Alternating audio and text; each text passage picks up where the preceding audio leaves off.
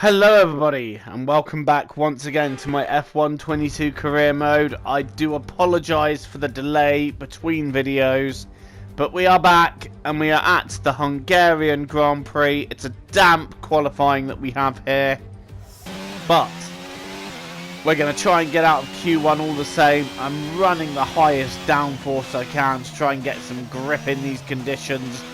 Oh, go on Liam, fastest time.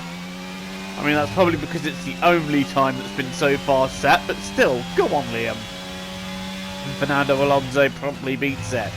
Right then, if you haven't been up to date, we've just off the back of 2 DNFs to catch you up quickly, and yeah.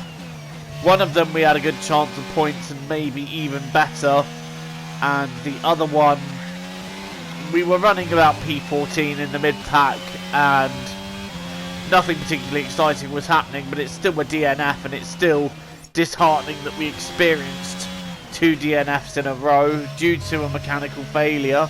But we're back here, and let's see if we can get some momentum back going again. First off, we're going to try and get out of Q1. First lap was relatively decent, but I just knew there was that bit more, quite a bit more actually, when you look at how much we've gained. And that's actually a really good time that we've set there. And I think that might just be enough. And it is, to get us into Q2. And I am really chuffed that we found enough to get into Q2. Knocked out then is Latifi, Lawson, Zhou, Stroll, Gasly and someone else. I didn't see who it was. But now we're in Q2 and it is starting to dry out. So I've gone right at the end, hoping that the driest track might help me get the fastest time. Unfortunately, however, everybody else is trying that tactic. What's my time going to be good enough for? It is P14, so we are starting the Hungarian Grand Prix from the 7th row. It's race day in Budapest as we get ready for another round of Formula One action. We don't expect too many retirements at this circuit. There are plenty of current and former drivers with flawless finish rates here, in particular Ralf Schumacher, who made it across the line in all 10 of his Hungarian Grand Prix starts. We're northeast of Budapest for the race today then at the 2.7 mile Hungaroring circuit. 14 corners here, 8 to the right and 6 to the left on a track where downforce is king and passing is notoriously difficult. Off the back of a fantastic qualifying session, it's time to see how our starting grid looks like for today's race. Fantastic effort from Charles Leclerc yesterday, and it's put him on pole. And Lewis Hamilton completes the front row. As we continue through the rest of the grid today, we have Verstappen, Russell, Sergio Perez, and Ricciardo, Bottas, Magnussen, Fernando Alonso, and Mick Schumacher, Ocon, Norris, Carlos Sainz, Joker, Vettel, Albon, Yuki Tsunoda, and Pierre Gasly, Stroll, Zhou, Liam Lawson, and Nicholas Latifi. And with preparations almost complete, let's head down to the track. Natalie Pinkham joins me once again in the commentary box. It's fantastic to have you with us today. I'm curious though, how do you think the drivers stop those pre-race nerves from becoming overwhelming when you're lining up on the grid? Well, I imagine will bring nerves, but that's a good thing. It'll keep them focused on the moment and on their surroundings as we build towards the start of the Grand Prix.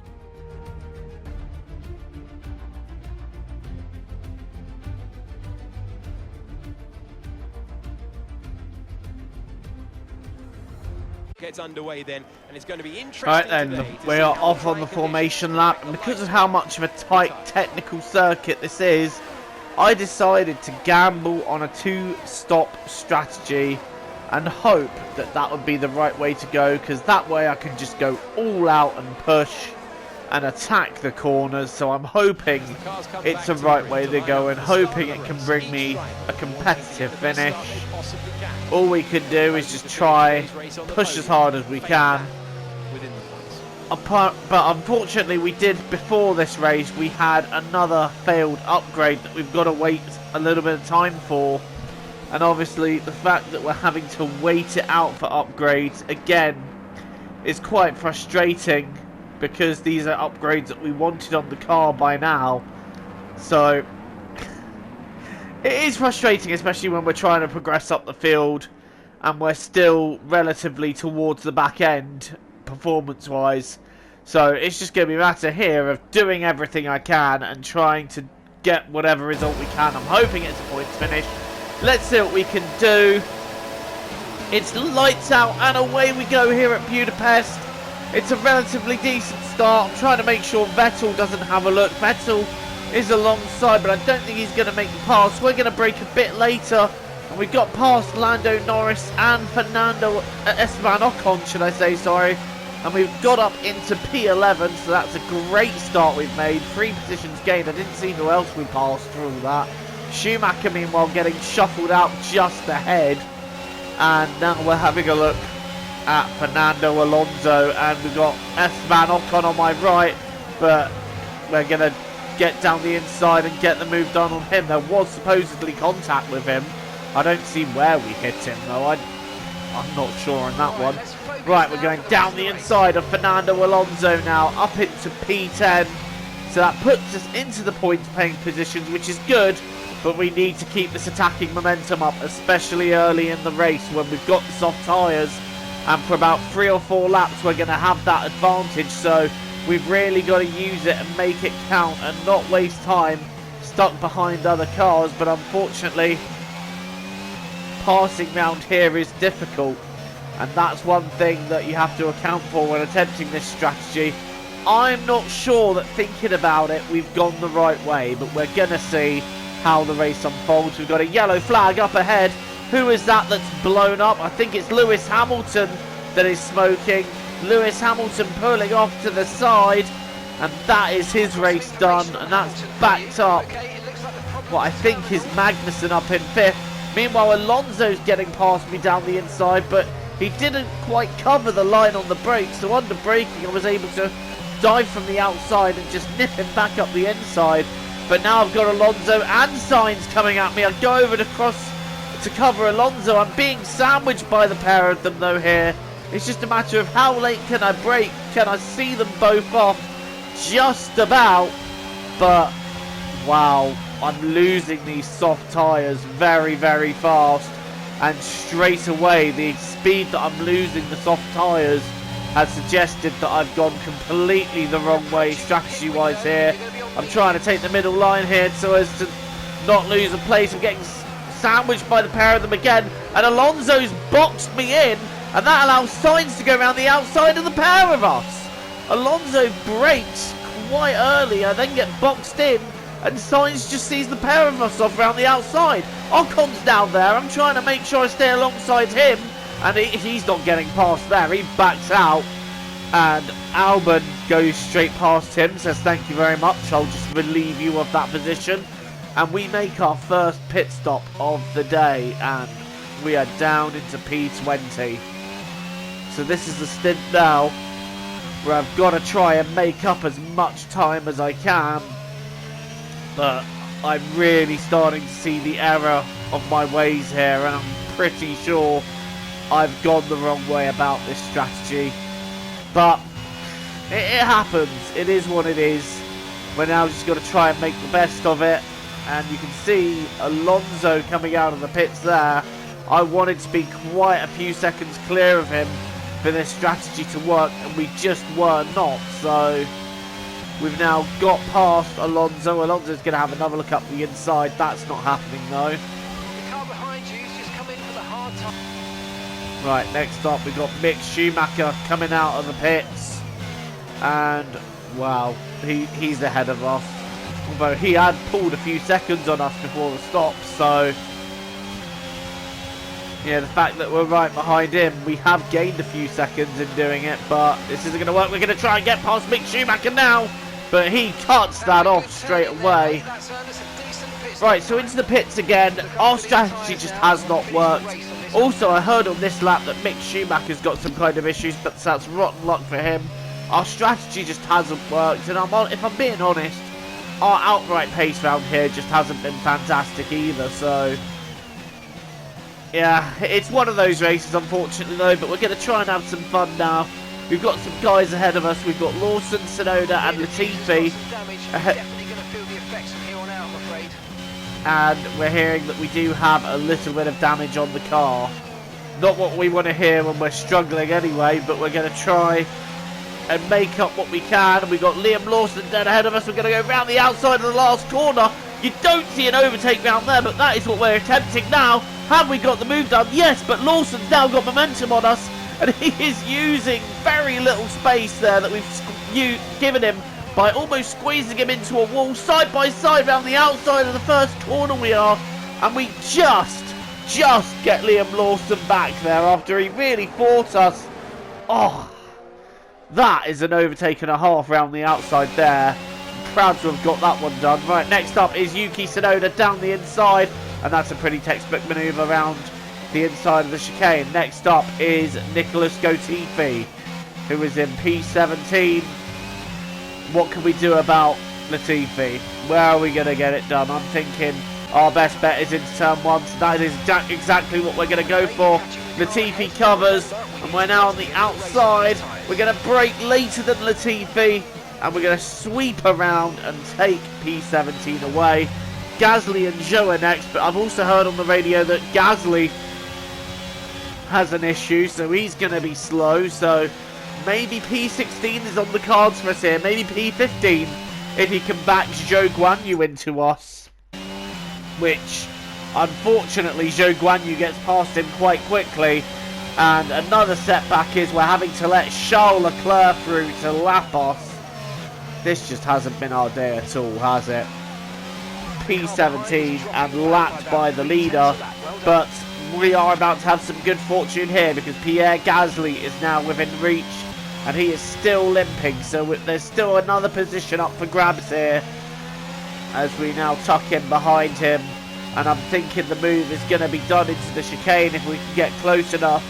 We need to have a good run out of the left and then the right here. We've got the good run out of the left. And look how close we're getting here. And I think we should be able to complete the dive up the inside here, which is what we do. Gasly just jumps out of the way and gives us all the room possible. That is P16, and I think that is going to be our finishing position. We've got another car coming up to lap me. It's been a painful race, I'm not going to lie. The pace just hasn't been what I hoped it would be. The strategy just hasn't really worked out. I'm sorry. That's all I can say. I'm sorry. Alright, race over. Take care of the car on the way in.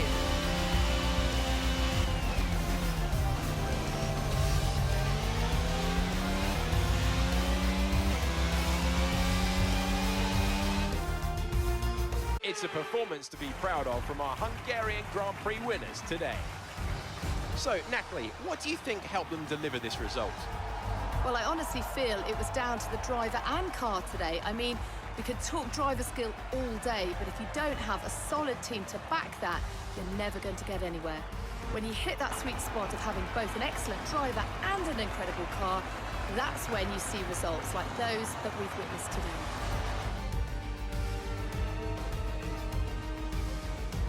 Looking at the podium, you can see that red suit, familiar to fans across the globe.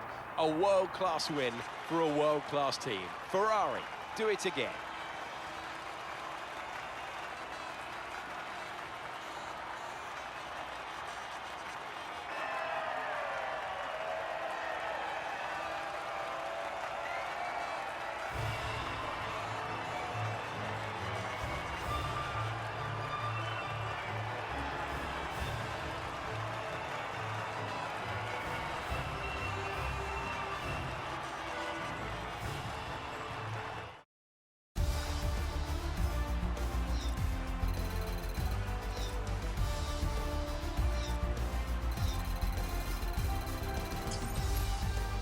So let's review the updated drivers' standings. Charles Leclerc currently Well, it's another win for Charles Leclerc. George Russell is second and he gets the fastest lap. And it's Verstappen and Sainz third and fourth, Ricciardo fifth, and it's Perez, Magnussen, Bottas, Alonso and Norris rounding out the 10. If we'd had a one-stop strategy, could we maybe have gone in the points? I'm not so sure. I think we'd have been between Ocon and Schumacher, to be honest. I think that's where we would have ended up, but well, That certainly Or was maybe even exciting. Schumacher and Vettel. I don't know, but it's a tough day for us. It's another kick in the teeth, and yeah, that's all I have to say about our race. But we've got the summer break ahead of us now, in which we can gain a couple of upgrades on the car, one of which being the upgrade that failed here, so hopefully we'll get that for Spa. But I'm really finding that to move up in the performance index and gain any kind of momentum, it really is a grind on this year's game. And don't get me wrong, I enjoy the grind, but this has been a tough one, and I think the result here in particular was quite a bitter pill to swallow. But like I said, we got upgrades coming for Spa, so hopefully in Spa we can challenge for points again. We're still sitting in 14th in the drivers' standings. Tsunoda, though, is starting to catch up. And then it's Zhou and Albon behind us, and Stroll up to 5 points. Still yet to score then as Pierre Gasly. Wow, that's surprising. Latifi, Vettel still yet to score. And obviously our teammate Liam Lawson hasn't scored a point yet. But we're going to move forwards for Spa. You know, we're going to keep going, keep grinding away. And hopefully when we get the upgrades in Spa, they will bring us that little bit of performance that will enable us just to challenge for points again. Well, thank you so much for watching this installment. Don't forget to leave a like and hit the subscribe button if you're new here and you want to see more from me. Until the next time, I've been Joe. TTFN guys, it's half an hour, and thank you very much for watching.